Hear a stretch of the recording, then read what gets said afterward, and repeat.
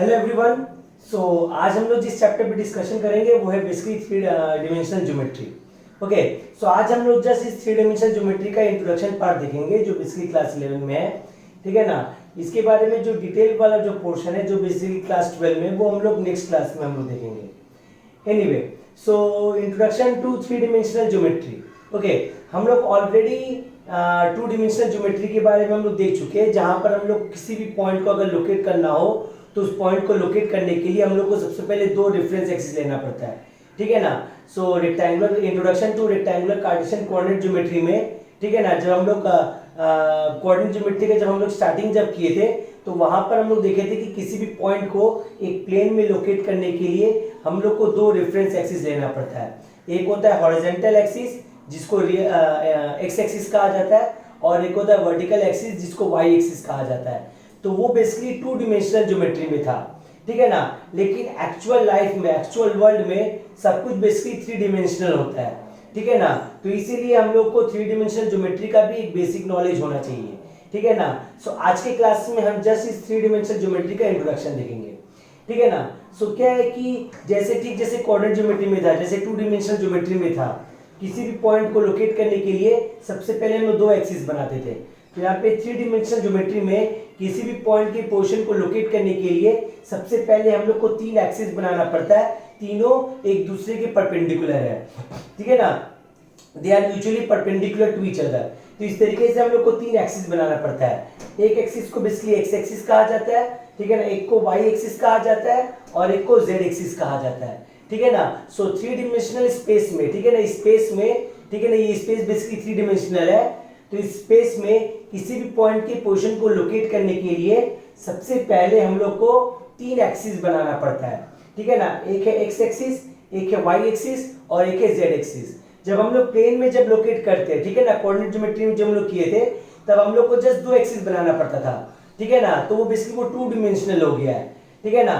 लेकिन यहाँ पर हम लोग को बेसिकली थ्री डिमेंशनल हमको देखना है। हम लोग को स्पेस में कोई एक पॉइंट देखना है, इसका पोजीशन हम लोग को लोकेट करना है। तो उसके लिए हम लोग को तीन एक्सिस चाहिएगा।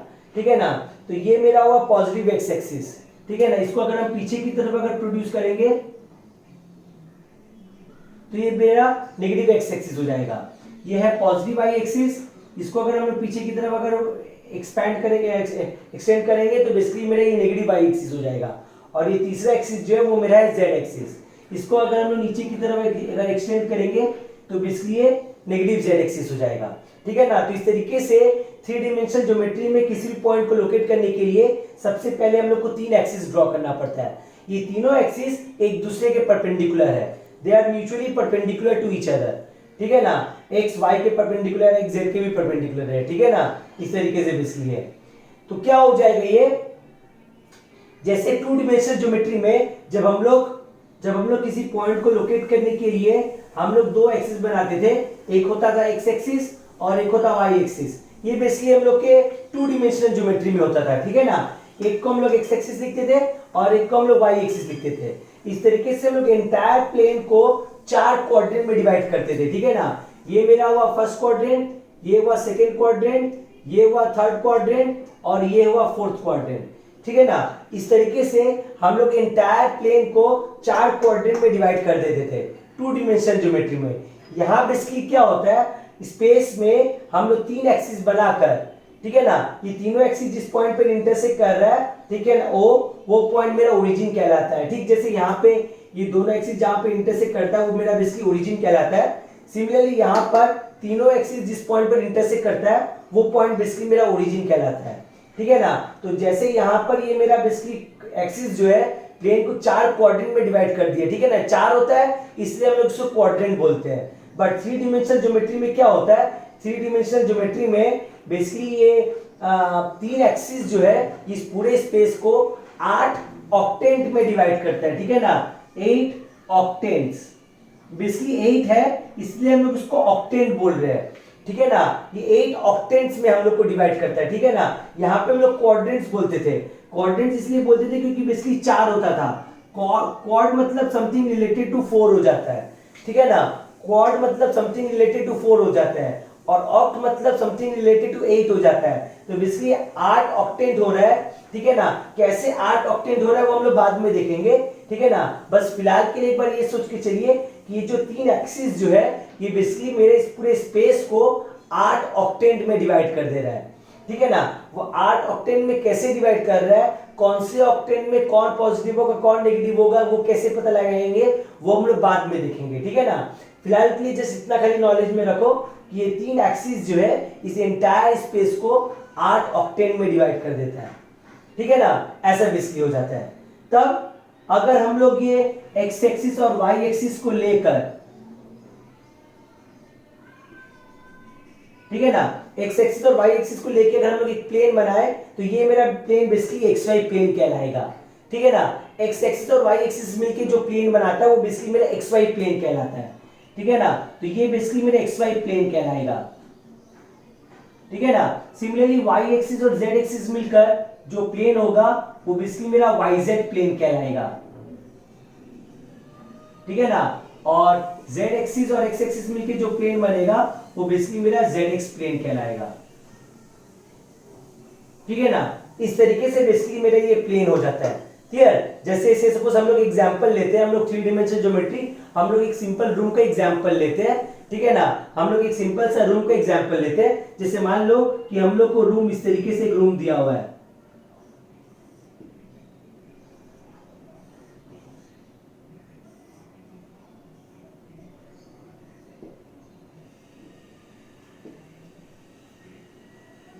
ठीक है ना। मान लीजिए इस तरीके से हम लोग को एक रूम दिया हुआ है, ठीक है ना। ये बेसिकली मेरा रूम का एक स्ट्रक्चर जस्ट बना है, ठीक है ना। इस तरीके से हम लोग को रूम दिया हुआ है, ठीक है ना। सो बेसिकली क्या है, मान लो अगर हम लोग इसको अगर ओरिजिन कंसीडर करके अगर चले, ठीक है ना, अगर हम लोग इसको अगर ओरिजिन ले तो ये बेसिकली मेरा हो गया एक्स एक्सिस, ये हो गया वाई एक्सिस, और ये बेसिकली मेरा हो गया सिर्फ जेड एक्सिस, ठीक है ना। तो बेसिकली ये जो प्लेन है, ये वाला जो प्लेन है, ये प्लेन है, ये प्लेन बेसिकली मेरा एक्स वाई प्लेन कहलाएगा, क्योंकि एक्स एक्सिस और वाई एक्सिस मिलकर ये प्लेन बना रहा है। जबकि ये वाला जो प्लेन है, ये वाला जो प्लेन है, ये प्लेन बेसिकली मेरा वाई जेड प्लेन कहलाएगा। एंड ये वाला जो प्लेन है, ये प्लेन मेरा जेड एक्स प्लेन कहलाएगा, ठीक है ना। तो इस तरीके से दो एक्सिस मिलके हम लोग को बेसिकली एक प्लेन मिल जाता है, क्लियर। ऐसा बेसिकली एक केस है, ठीक है ना। तब अगर हम लोग को किसी पॉइंट का अगर लोकेट करना हो, ठीक है ना, अगर हम लोग को इस 3 डायमेंशनल स्पेस में अगर किसी पॉइंट को अगर लोकेट करना हो तो हम लोग कैसे लोकेट करेंगे, ठीक है ना। जैसे कि हम लोग ऑलरेडी 2 डायमेंशनल ज्योमेट्री में हम लोग देख चुके हैं कि किसी भी पॉइंट का अगर हम लोग को अगर लोकेट करना हो तो हम लोग उस पॉइंट को बेसिकली, ठीक है ना, 2 डायमेंशनल ज्योमेट्री में किसी भी पॉइंट को अगर लोकेट करना हो तो उस पॉइंट की पोजीशन को हम लोग बेसिकली एक पेयर फॉर्म में रिप्रेजेंट करते हैं, ठीक है ना। एक पेयर फॉर्म में रिप्रेजेंट करते हैं उस पॉइंट की पोजीशन को, ठीक है ना। Something of the form of x, y, ठीक है ना। ये x बेसिकली मेरा उस पॉइंट का x कोऑर्डिनेट यानी कि एक्सिस कहलाता है, और ये y पॉइंट जो है, ये y जो है उस पॉइंट का y कोऑर्डिनेट यानी कि ऑर्डिनेट कहलाता है। तो हम लोग कैसे इस पॉइंट को हम लोग लोकेट करते हैं, हम लोग x एक्सिस के अलावा हम लोग x को लेते हैं, y एक्सिस के अलावा हम लोग y को लेते हैं। तो इन दोनों को जब हम लोग ज्वाइन जब किए तब ये जो पॉइंट आया, ये पॉइंट मेरा बेसिकली x, y हो जाता है, ठीक है ना। तो हम लोग ये ऑलरेडी हम लोग ये 2 डायमेंशनल ज्योमेट्री में हम लोग देख चुके हैं। सो 2 डायमेंशनल ज्योमेट्री में किसी भी पॉइंट के पोजीशन को लोकेट करने के लिए हम लोग को उस पॉइंट को, ठीक है ना, कि उस पॉइंट को पोजीशन को लोकेट करने के लिए 2 डायमेंशनल ज्योमेट्री में हम लोग उस पॉइंट को रिप्रेजेंट करते हैं in the form of N ordered pair, ठीक है ना। उस पॉइंट को पोजीशन को हम लोग रिप्रेजेंट करते हैं in the form of ordered pair, ठीक है ना। इस तरीके से something of the form of x, y। यहाँ पर x को हम लोग उस पॉइंट के x कोऑर्डिनेट यानी कि एक्सिस बोलते हैं, और y पॉइंट को हम लोग उस पॉइंट का y कोऑर्डिनेट यानी कि ऑर्डिनेट बोलते हैं। ये 2 डायमेंशनल ज्योमेट्री में था। सिमिलरली अगर हम लोग को 3 डायमेंशनल ज्योमेट्री में अगर हम लोग को किसी पॉइंट के पोजीशन को अगर लोकेट करना हो, ठीक है ना, 3 डायमेंशनल ज्योमेट्री में अगर हम लोग को किसी पॉइंट का पोजीशन अगर लोकेट करना हो, जैसे मान लो ये हम लोग को स्पेस में एक पॉइंट दिया हुआ है, इस तरीके से सपोज हम लोग को स्पेस में एक पॉइंट दिया हुआ है, इसका पोजीशन अगर हम लोग को लोकेट करना है तो कैसे हम लोग लोकेट करेंगे, इस पॉइंट के पोजीशन को लोकेट करने के लिए इस पॉइंट को हम लोग रिप्रेजेंट करेंगे in the form of a triplet. यहाँ पे हम लोग फॉर्म 2 डायमेंशनल ज्योमेट्री में हम लोग उसको ऑर्डर पेयर के फॉर्म में रिप्रेजेंट कर रहे थे x, y। यहाँ पर किसी पॉइंट के पोजीशन को लोकेट करने के लिए हम लोग उस पॉइंट को रिप्रेजेंट करेंगे in the form of a triplet. ये जो ट्रिपलेट होगा ये बेसिकली इस पॉइंट का कोऑर्डिनेट कहलाएगा, ठीक है ना। ये जो ट्रिपलेट जो है, ठीक है, 2 डिमेंशनल ज्योमेट्री में ये मेरा पॉइंट का कोऑर्डिनेट्स हो गया है, ठीक है। 3 डिमेंशनल ज्योमेट्री में हम लोग इस पॉइंट के पोजीशन को लोकेट करेंगे in the form of a triplet. ये इस पॉइंट का कोऑर्डिनेट कहलाएगा। x हो गया उस पॉइंट का x कोऑर्डिनेट, y हो गया y कोऑर्डिनेट, z हो गया z कोऑर्डिनेट। तो कैसे हम लोग ये कोऑर्डिनेट्स निकालेंगे, ठीक है ना। अगर हम लोग इस पॉइंट से अगर हम लोग xy प्लेन पे अगर एक परपेंडिकुलर का ड्रॉप किए, ठीक है ना, इस पॉइंट P से हम लोग xy प्लेन पे, ठीक है ना, ये मेरा xy प्लेन है जो x एक्सिस तो y एक्सिस मिलके जो बना रहा है, ठीक है ना। तो हम लोग xy प्लेन पे एक परपेंडिकुलर ड्रॉप किए, ये जो परपेंडिकुलर का जो लेंथ आएगा वो लेंथ ही मेरा इस पॉइंट का z कोऑर्डिनेट हो जाएगा, ठीक है ना। इस परपेंडिकुलर का जो लेंथ होगा वो लेंथ मेरा बेसिकली इस पॉइंट का z कोऑर्डिनेट हो जाएगा। सिमिलरली इस पॉइंट से देन हम लोग y एक्सिस पे परपेंडिकुलर ड्रॉप करेंगे और साथ ही साथ हम लोग x एक्सिस पे परपेंडिकुलर ड्रॉप करेंगे। तो ये जो y पे जो परपेंडिकुलर जो ड्रॉप किए, इस परपेंडिकुलर का जो लेंथ होगा वो उस पॉइंट का x कोऑर्डिनेट हो जाएगा और x पे जो परपेंडिकुलर जो ड्रॉप किए वो उस पॉइंट का y कोऑर्डिनेट हो जाएगा। इस तरीके से हम लोग इस पॉइंट P का हम लोग पोजीशन को लोकेट कर सकते हैं। फिर से हम बता रहे हैं, मान लो हम लोग को 3 डिमेंशनल ज्योमेट्री में कोई एक पॉइंट दे दिया गया है, माने स्पेस में मान लो हम लोग कोई भी पॉइंट दे दिया गया है, इसका पोजीशन हम लोग को लोकेट करना है। तो उसके पोजीशन को हम लोग बेसिकली एक ट्रिपलेट फॉर्म में रिप्रेजेंट करेंगे, something of the form of x, y, z, जिसको coordinate of the point P कहा जाता है। यहाँ पर x बेसिकली हो गया इस पॉइंट P का x कोऑर्डिनेट, y हो गया y कोऑर्डिनेट और z हो गया z कोऑर्डिनेट। इस तरीके से हम लोग बेसिकली पॉइंट P को हम लोग रिप्रेजेंट कर सकते हैं। तो ये हम लोग x कोऑर्डिनेट, y कोऑर्डिनेट और z कोऑर्डिनेट हम लोग कैलकुलेट कैसे करेंगे, इस पॉइंट P से हम लोग xy प्लेन पे एक परपेंडिकुलर ड्रॉप किए, ठीक है ना। इस पॉइंट P से हम लोग इस xy प्लेन पे परपेंडिकुलर ड्रॉप किए, तो इस परपेंडिकुलर का जो लेंथ होगा वो बेसिकली इस पॉइंट का z कोऑर्डिनेट हो जाएगा।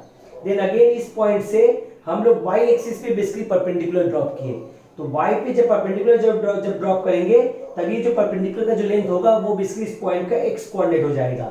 एंड अगेन जब हम लोग इस पॉइंट से जब हम लोग x एक्सिस पे जब परपेंडिकुलर जब ड्रॉप करेंगे तो ये जो परपेंडिकुलर का जो लेंथ आएगा वो बेसिकली इस पॉइंट का y कोऑर्डिनेट हो जाएगा। इस तरीके से हम लोग किसी पॉइंट का बेसिकली पोजीशन को हम लोग 3 डिमेंशनल ज्योमेट्री में लोकेट कर सकते हैं, ठीक है ना। तब कुछ सर्टेन थिंग्स है जो बेसिकली सब ध्यान में रखना पड़ेगा स्टूडेंट लोगों को। जैसे फॉर एग्जांपल अगर कोई पॉइंट x एक्सिस पे लाई कर रहा है, ठीक है ना, अगर कोई पॉइंट अगर x एक्सिस पे लाई कर रहा है तो क्या होगा, अगर कोई पॉइंट अगर x एक्सिस पे लाई कर रहा है तो उस पॉइंट का x को y कोऑर्डिनेट और z कोऑर्डिनेट दोनों बेसिकली 0 हो जाएगा, ठीक है ना। कोई पॉइंट अगर x एक्सिस पे लाई कर रहा है तो उसका जो कोऑर्डिनेट होगा वो समथिंग कुछ इस फॉर्म में हो जाएगा, उस पॉइंट का y कोऑर्डिनेट और z कोऑर्डिनेट दोनों 0 हो जाएगा, ठीक है ना। जैसे हम लोग को यहाँ पे था 2 डिमेंशनल ज्योमेट्री में, अगर कोई पॉइंट अगर x एक्सिस पे लाई करता है तो उस पॉइंट का y कोऑर्डिनेट 0 होता है, एंड अगर कोई पॉइंट अगर y एक्सिस पे लाई करता है तो उस पॉइंट का x कोऑर्डिनेट 0 होता है। सिमिलरली यहाँ पे बेसिकली है कि अगर कोई पॉइंट अगर x एक्सिस पे लाई करे तो उस पॉइंट का y कोऑर्डिनेट और z कोऑर्डिनेट दोनों 0 हो जाएगा, खाली x कोऑर्डिनेट 0 नहीं होगा, ठीक है ना। ओरिजिन पे तीनों 0 हो जाएगा, ठीक है ना। ओरिजिन जो है, ओरिजिन पे तीनों 0 हो जाता है। हम फॉर द टाइमिंग हम लेके चल रहे हैं कि ये पॉइंट मेरा ओरिजिन में लाई नहीं कर रहा है, तो x कोऑर्डिनेट को छोड़ के बाकी दोनों 0 हो जाएगा। x कोऑर्डिनेट नेगेटिव भी हो सकता है, पॉजिटिव भी हो सकता है। अगर पॉजिटिव x एक्सिस में अगर लाई कर रहा है तब x कोऑर्डिनेट पॉजिटिव होगा, अगर नेगेटिव x एक्सिस मतलब ये वाला हो गया, ठीक है ना। अगर नेगेटिव x एक्सिस पे अगर लाई कर रहा है तो बेसिकली x कोऑर्डिनेट मेरा नेगेटिव हो जाएगा। सिमिलरली अगर कोई पॉइंट अगर मेरा y एक्सिस पे लाई कर रहा है, ठीक है ना, तब उसका x कोऑर्डिनेट और z कोऑर्डिनेट 0 हो जाएगा, ठीक है ना। x कोऑर्डिनेट और z कोऑर्डिनेट 0 हो जाएगा एक्सेप्ट y कोऑर्डिनेट, ठीक है ना। अगेन हम एज्यूम करके चल रहे कि ये पॉइंट मेरा ओरिजिन पे लाई नहीं कर रहा है, अगर ओरिजिन पे लाई नहीं कर रहा है तब y कोऑर्डिनेट मेरा नॉन जीरो होगा, y कैन बी पॉजिटिव और नेगेटिव। अगर पॉजिटिव y एक्सिस में लाई कर रहा है तो y पॉजिटिव होगा, अगर नेगेटिव y एक्सिस में लाई कर रहा है तो y नेगेटिव होगा। एंड सिमिलरली अगर कोई पॉइंट z एक्सिस पे लाई कर रहा है तब उस पॉइंट का z कोऑर्डिनेट 0 नहीं होगा, बाकी x कोऑर्डिनेट और y कोऑर्डिनेट 0 हो जाएगा। तो कोई पॉइंट अगर z एक्सिस पे अगर लाई कर रहा है तो उसका कोऑर्डिनेट जो है वो समथिंग कुछ इस फॉर्म में होगा। ये तो था जब मेरा कोई पॉइंट किसी एक्सिस पे लाई कर रहा है। तो अगर मेरा पॉइंट किसी प्लेन पे लाई किया तो क्या होगा, जैसे मान लो कि अगर मेरा पॉइंट xy प्लेन में लाई कर रहा है, ठीक है ना, अगर कोई पॉइंट अगर एक्स वाई प्लेन में अगर लाई कर रहा है तो उस पॉइंट का जेड कोऑर्डिनेट 0 हो जाएगा। दैट मींस ये वाला पॉइंट, जैसे ये तो बेसिकली मेरा एक्स वाई प्लेन है ना, ये वाला प्लेन, ये प्लेन बेसिकली मेरा एक्स वाई प्लेन है, तो ये पॉइंट तो मेरा एक्स वाई प्लेन पे लाई कर रहा है। हम लोग इस पॉइंट से हम लोग एक्स वाई प्लेन पे परपेंडिकुलर ड्रॉप किए थे, दैट मींस ये पॉइंट मेरा एक्स वाई प्लेन पे लाई कर रहा है, ठीक है ना। तो जैसे जैसे हम लोग इस पॉइंट को नीचे लेते जाए जेड बेसिकली मेरा कम होते जाएगा, कम होते होते होते होते होते जब फाइनली यहाँ पहुंच जाएगा तो जेड 0 हो जाएगा। तो that means x y plane में जेड कोऑर्डिनेट जो होता है वो सिंपली 0 हो जाता है, यानी कि क्या हो जाएगा, मेरा कोऑर्डिनेट सिंपली ऐसा आ जाएगा x, y, 0, ठीक है ना। कोई पॉइंट अगर मेरे एक्स वाई प्लेन में अगर लाई कर रहा है तो उसका कोऑर्डिनेट जो है वो समथिंग कुछ इस फॉर्म में होगा। सिमिलरली अगर कोई पॉइंट yz प्लेन में अगर लाई कर रहा है तब उसका x कोऑर्डिनेट 0 हो जाएगा, 0, y, z ऐसा आ जाएगा। एंड अगर कोई पॉइंट अगर मेरा zx प्लेन में लाई कर रहा है, ठीक है ना, अगर कोई पॉइंट अगर zx प्लेन में लाई कर रहा है तो उसका y कोऑर्डिनेट बेसिकली 0 हो जाएगा, ठीक है ना।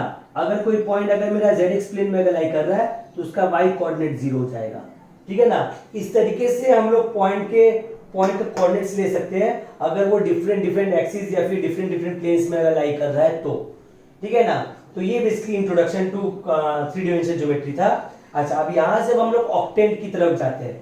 जैसे कि हम ऑलरेडी पहले बेसिकली बोल चुके हैं कि 2 डायमेंशनल ज्योमेट्री में ये दो एक्सिस जो है वो एंटायर प्लेन को 4 क्वाड्रेंट में डिवाइड करता है। इसमें तो विजुअलाइज करना काफी आसान है कि 4 क्वाड्रेंट हो रहा है, ये फर्स्ट क्वाड्रेंट, ये सेकंड क्वाड्रेंट, ये थर्ड क्वाड्रेंट और ये फोर्थ क्वाड्रेंट।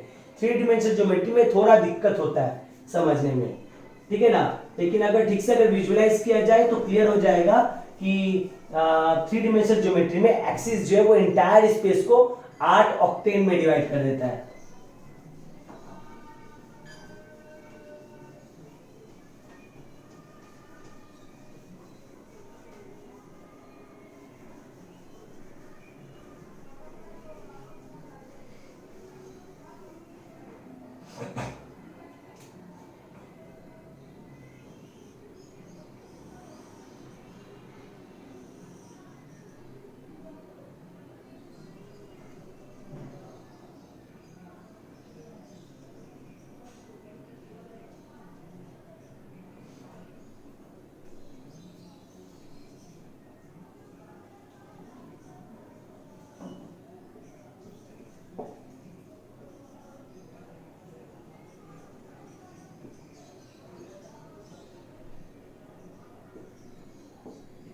ठीक है, इस तरीके से मान लो हम लोग को तीनों एक्सिस दिया हुआ है, ठीक है ना।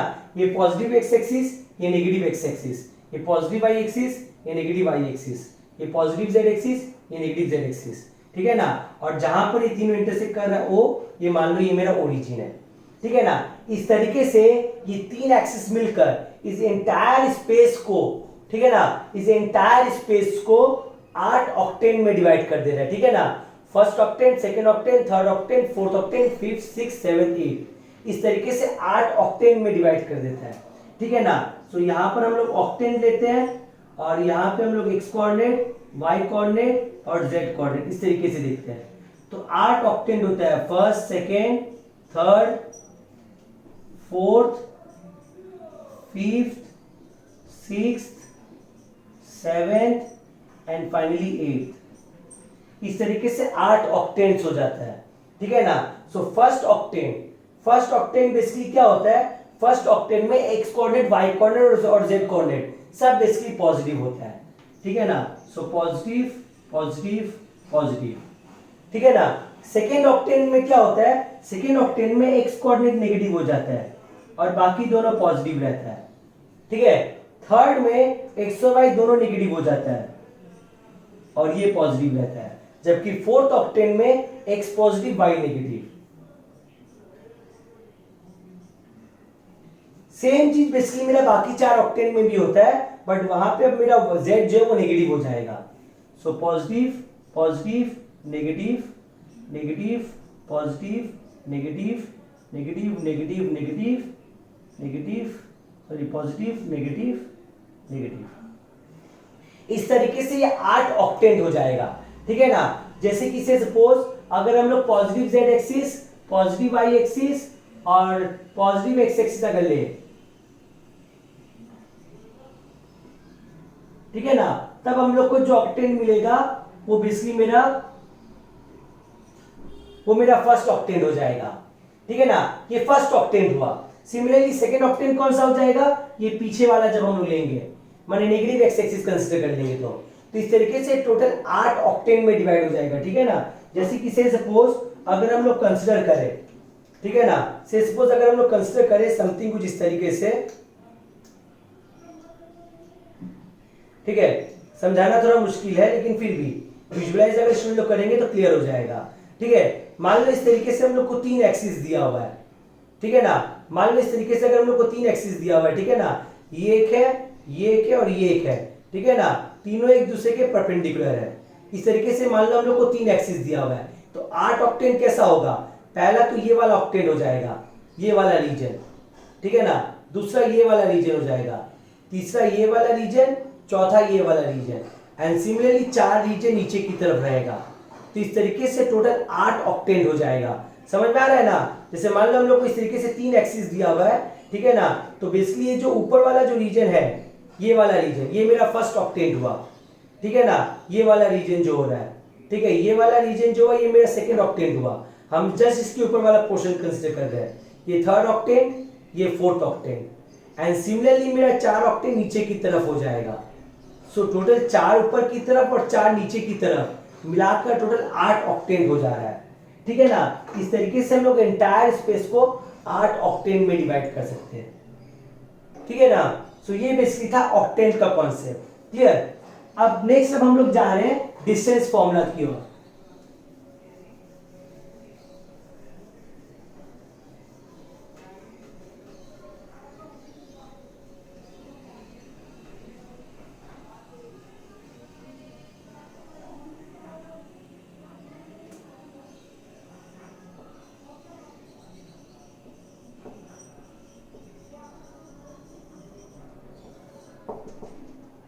सो ठीक जैसे 2 डिमेंशन ज्योमेट्री में जैसे डिस्टेंस फॉर्मूला था, डिस्टेंस फॉर्मूला बेसिकली काम आता था 2 पॉइंट के बीच के कोऑर्डिनेट डिस्टेंस निकालने का। ठीक है ना, डिस्टेंस फॉर्मूला बेसिकली काम आता था 2 पॉइंट के बीच के डिस्टेंस निकालने का। सिमिलरली 3 डिमेंशन ज्योमेट्री में भी डिस्टेंस फॉर्मूला होता है। ठीक है ना, सेम फॉर्मूला है जो बेसिकली 2 डिमेंशन ज्योमेट्री में था। ठीक है ना, जैसे मान लो हम लोग को 2 पॉइंट दिया हुआ है, एक है x1, y1, z1 और एक मान लो हम लोग को दिया हुआ है x2, y2, z2। इस तरीके से मान लो हम लोग को 2 पॉइंट का कोऑर्डिनेट्स दिया हुआ है, हम लोग को इन 2 पॉइंट के बीच का डिस्टेंस निकालना है। तो कैसे निकालेंगे डिस्टेंस, यूजिंग डिस्टेंस फॉर्मूला। ये distance formula simply Pythagoras theorem पे बेस्ड है। ठीक है ना, 2 डिमेंशन ज्योमेट्री में क्या था फॉर्मूला, ये तो था ना √x2 - x1 का whole square plus y2 - y1 का होल स्क्वायर। ये 2 डिमेंशन ज्योमेट्री में ऐसा फॉर्मूला था। सो 3 डिमेंशन ज्योमेट्री में एक एक्स्ट्रा z का टर्म आ जाएगा। सो क्या हो जाएगा, ये हो जाएगा प्लस z2 - z1 का होल स्क्वायर। सो ये बेसिकली मेरा डिस्टेंस फॉर्मूला हो गया। ठीक है ना, 3 डिमेंशन ज्योमेट्री में जस्ट एक एक्स्ट्रा z वाला टर्म आ जाएगा। सेम जो बेसिकली 2 डिमेंशन ज्योमेट्री में जो था सेम एज दैट है, जस्ट एक एक्स्ट्रा z का टर्म आ गया है। तो ये बेसिकली मेरा डिस्टेंस फॉर्मूला हो गया, जिससे हम लोग 2 पॉइंट का बीच का डिस्टेंस निकाल सकते हैं अगर हम लोग को उन दोनों पॉइंट्स का कोऑर्डिनेट दे दिया गया हो तो। सिमिलर टू डिस्टेंस फॉर्मूला मेरा सेक्शन फॉर्मूला भी होता है। जैसे उसमें बेसिकली मेरा सेक्शन फॉर्मूला था 2 डिमेंशन ज्योमेट्री में, ठीक वैसे इसमें भी मेरा बेसिकली सेक्शन फॉर्मूला है। ठीक है ना, 2 फॉर्मूला होते हैं सेक्शन फॉर्मूला में, एक होता है फॉर इंटरनल डिवीजन और एक होता है फॉर एक्सटर्नल डिवीजन। सबसे पहले तो हम लोग इंटरनल डिवीजन का देखते हैं।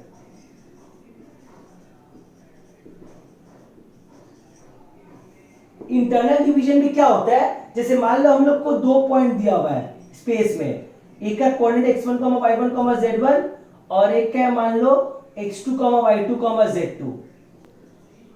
ठीक है ना, इस तरीके से हम लोग को 2 पॉइंट दिया हुआ है सपोज। ठीक है ना, इन दोनों पॉइंट के बीच में एक पॉइंट है x, y, z जो इस लाइन सेगमेंट को m:n रेशियो में डिवाइड कर रहा है। ठीक है ना, this length is to this length, इन दोनों लेंथ का रेशियो सपोज m:n है। तब हम लोग को इस पॉइंट का कोऑर्डिनेट निकालना है। कैसे निकालेंगे, यूजिंग सेक्शन फॉर्मूला हम लोग इस पॉइंट का कोऑर्डिनेट निकाल सकते हैं। क्या हो जाएगा इस पॉइंट का कोऑर्डिनेट x, y, z। जैसे 2 डिमेंशन ज्योमेट्री में जैसे फॉर्मूला था, same formula basically 3 dimension geometry में है, जस्ट एक एक्स्ट्रा z का टर्म आ जाएगा। क्या हो जाएगा, ये 2 डिमेंशन में होता है ना mx2 + nx1 / m + n। ठीक है ना, रिमेंबर उल्टा मल्टीप्लाई होता है, m जो है वो इसके साथ होगा और n जो है वो इसके साथ होगा। सो mx2 plus nx1 by m plus n, comma m/2 plus n/1 by m plus n, comma mz2 plus nz1 by m plus n। सो देख सकते हैं सेम फॉर्मूला है, ठीक है ना। जब हम लोग टू डिमेंशनल ज्योमेट्री में जैसे x कोऑर्डिनेट और y कोऑर्डिनेट होता था, mx2 plus nx1 by m plus n, m/2 plus n/1 by m plus n, just x coordinate और y कोऑर्डिनेट होता था टू डिमेंशनल ज्योमेट्री में। थ्री डिमेंशनल ज्योमेट्री में जस्ट एक एक्स्ट्रा z का टर्म आ जाएगा, mz2 plus nz1 by m plus n। इस तरीके से हम लोग बेसिकली इस पॉइंट का कोऑर्डिनेट निकाल सकते हैं अगर हम लोग को इन दोनों पॉइंट का कोऑर्डिनेट दे दिया गया है और रेशियो दे दिया गया है, जिस रेशियो में x, y, z इंटरनली इन दोनों पॉइंट्स को डिवाइड कर रहा है।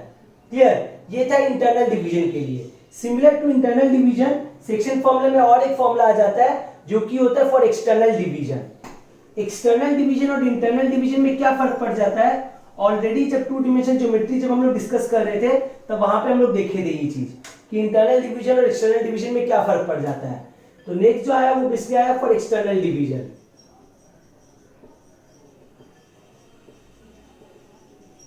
सो एक्सटर्नल डिवीजन में क्या होता है, जैसे मान लो हम लोग को ये दो पॉइंट दिया गया है, ये है x1, y1, z1 और ये से सपोज x2, y2, z2। सो इन दोनों पॉइंट्स को अगर हम एक्सटेंड करके यहां पे लिख ले x, y, z, ठीक है ना, तो ये बेसिकली एक्सटर्नल डिवीजन का केस हो गया है। तो मान लो ये लेंथ और ये लेंथ, इन दोनों का लेंथ का जो रेशियो वो n:n है। क्लियर, ये हुआ एक्सटर्नल डिवीजन का केस, माने x, y, z जो है वो बेसिकली बाहर की तरफ लाई कर रहा है। जब हम लोग कोई एक साइड से हम लोग एक्सटेंड किए तब बेसिकली हम लोग को वो x, y, z मिला। यहाँ पर x, y, z इन दोनों पॉइंट्स के बीच में कहीं लाई कर रहा था, तो इसलिए इंटरनल डिवीजन हो रहा था। जबकि एक्सटर्नल डिवीजन में क्या होता है, x, y, z जो बेसिकली वो बाहर की तरफ लाई करता है, ठीक है ना। तब जैसे हम लोग टू डिमेंशनल ज्योमेट्री में हम लोग देखे थे, ठीक वैसे हम लोग थ्री डिमेंशनल ज्योमेट्री में हम लोग इस पॉइंट का कोऑर्डिनेट निकाल सकते हैं, ठीक है ना। क्या हो जाएगा x, y, z का कोऑर्डिनेट, ये सिंपली ऐसा आ जाएगा mx2 minus nx1 by m minus n, comma m/2 minus ny1 by m minus n, comma mz2 minus mz1 sorry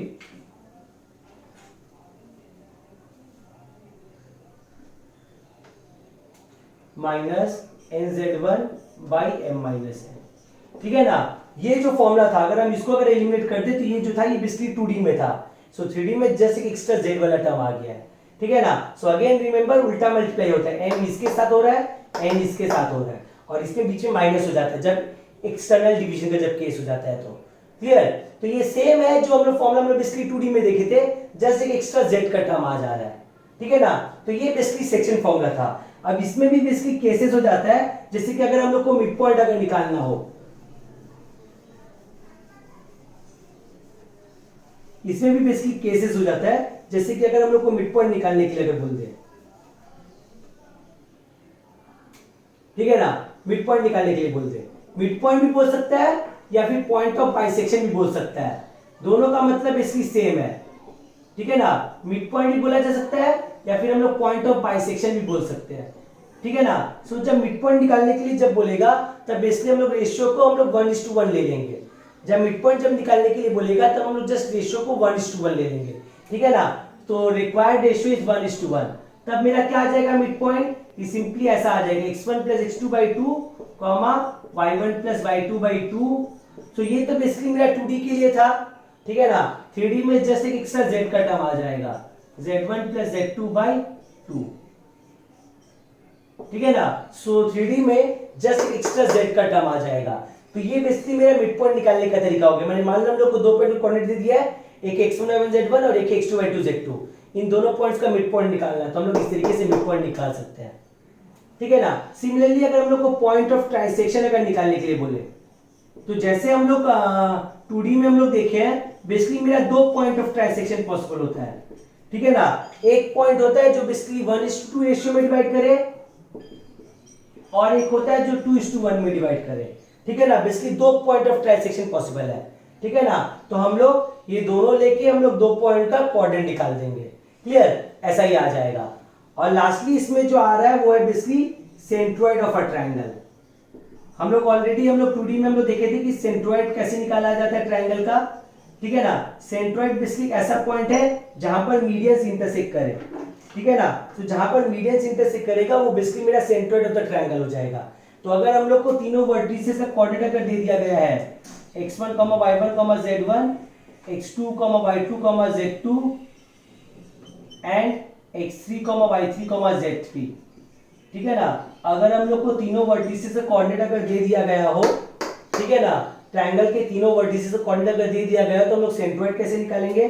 centroid g is equal to x1 plus x2 plus x3 whole divided by 3 comma y1 plus y2 plus y3 whole divided by 3। ये basically मेरा 2D में था, ठीक है ना। 2D में मेरा centroid ये आया था। 3D में जस्ट एक एक्स्ट्रा z का टर्म आ जाएगा। सो क्या हो जाएगा? ये हो जाएगा z1 plus z2 plus z3 whole divided by 3। So ये जो हो गया ये बेसिकली मेरा सेंट्रोइड निकालने का तरीका हो गया है, क्लियर। सो ये था इंट्रोडक्शन टू 3 डिमेंशनल ज्योमेट्री। इसके बाद वाला पोर्शन हम लोग नेक्स्ट क्लास में देखेंगे, ठीक है ना। तब तक के लिए thank you all of you, thank you.